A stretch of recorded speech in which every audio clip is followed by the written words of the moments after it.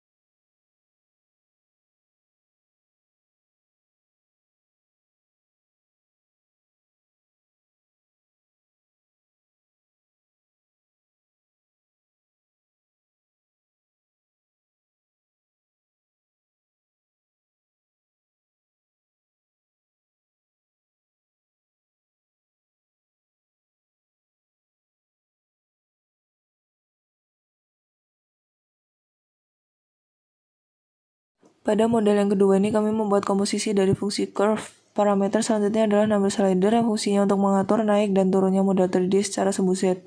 Untuk menambah atau mengurangi banyaknya elemen kubus pada 3D modeling dan juga untuk menyatukan atau melonggarkan tiang pada 3D modeling menggunakan fungsi number slider yang nantinya dihubungkan dengan divide domain.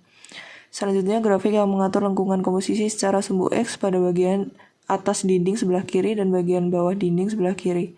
Parameter berikutnya number slider yang berfungsi untuk merenggangkan dan juga menyatukan tiang-tiang pembentuk komponen 3D.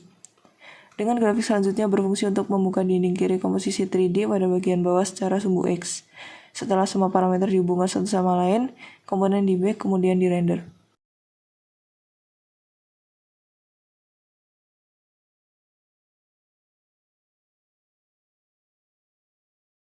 Yang terakhir adalah percobaan link yang ketiga. Beberapa 3D model yang sudah kami buat di sini berdasarkan parametrik yang sudah kami susun di Grace Super. Beberapa parametrik tersebut mengatur komponen, diantaranya grafik yang fungsinya untuk mengatur kelengkungan bagian atap komponen. Lalu untuk menarik turunkan komponen 3D menggunakan number slider yang sudah diatur. Lalu beberapa number slider yang tersedia berfungsi untuk memperbanyak tiang dalam komponen yang nantinya disusun ke fungsi divide dan number slider yang dihubungkan ke domain. Ada domain start dan domain end. Fungsinya untuk membentuk komponen cekung ke atas dan cembung ke bawah.